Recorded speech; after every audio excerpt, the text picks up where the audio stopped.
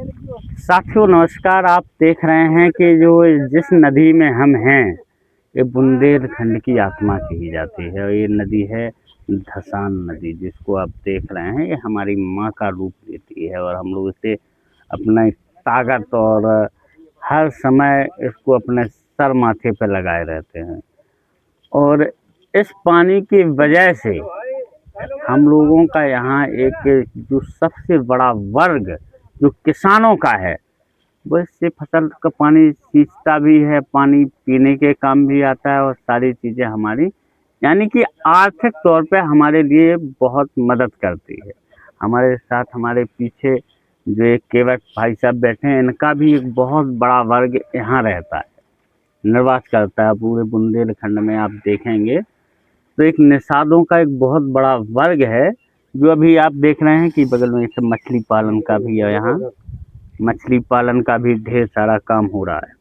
लेकिन मैं जिस लिए यहाँ आया हूँ और जिस लिए आप लोगों को रूबरू क्यों करा रहा हूँ, मैं रूबरू इसलिए करा रहा हूँ कि इस पानी की, इस नदी की सौगंध खा के ना जाने कितने वो वीर सपूत थे, चाहे वो माता प्रसाद कुशवाहा हो, रमेश रेखवार हो, नारायण अहरवार हो, पुष्पेंद्र पायक हो, सुनील बंसल हो, अनंत ऐसे नाम हैं जिनके, रानी लक्ष्मीबाई हों, गुलाम गौस खां हों, जिन्होंने इसी जल में संकल्प लिया था कि अब हम लोग गुलामी की जंजीरों से आज़ादी के लिए लड़ेंगे। गुलामी हमें बर्दाश्त नहीं है, गुलामी के लिए अब हम लोग नहीं, अब अंग्रेजों के खिलाफ अब हम लोग बाजा फाड़ जंग लड़ेंगे।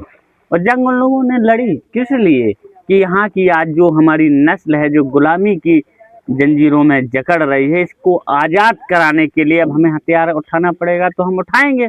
और उस समय के उन सपूतों ने हथियार उठाए, अंग्रेजों के खिलाफ जबरदस्त तरीके से लड़े और हिंदुस्तान आज़ाद हो गया। जब हिंदुस्तान आज़ाद हुआ तब पूरे देश में 18 प्रांत थे, तब हमारा बुंदेलखंड भी प्रांत था। 18 प्रांतों में हमारा बुंदेलखंड भी प्रांत था।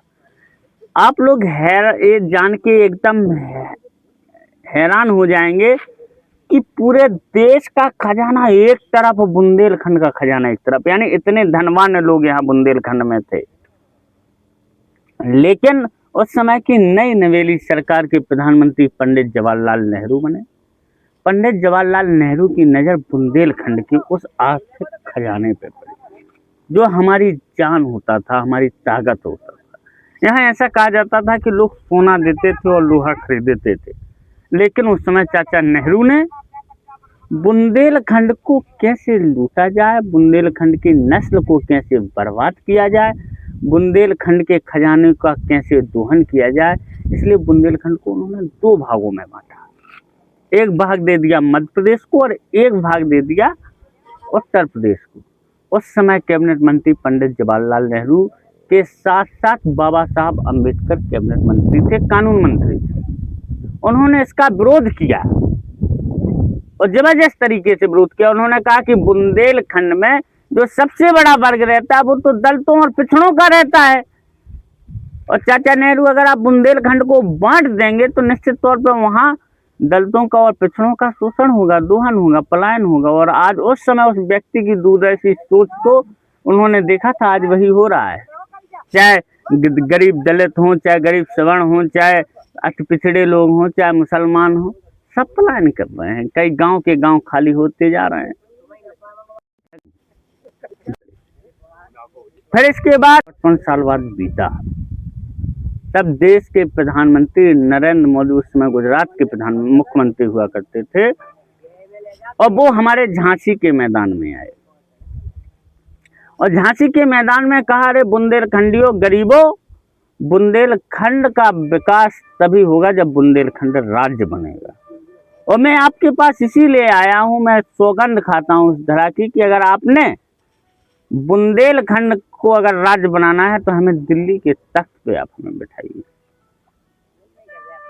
और पूरे देश ने और खासकर बुंदेलखंड ने एक तरफा इन्हें बहुमत दिया, और बुंदेलखंड की जनता ने जितना प्यार दिया और ये देश के प्रधानमंत्री हो गए, एक बार नहीं, 2 बार, तीसरी बार प्रधानमंत्री हैं।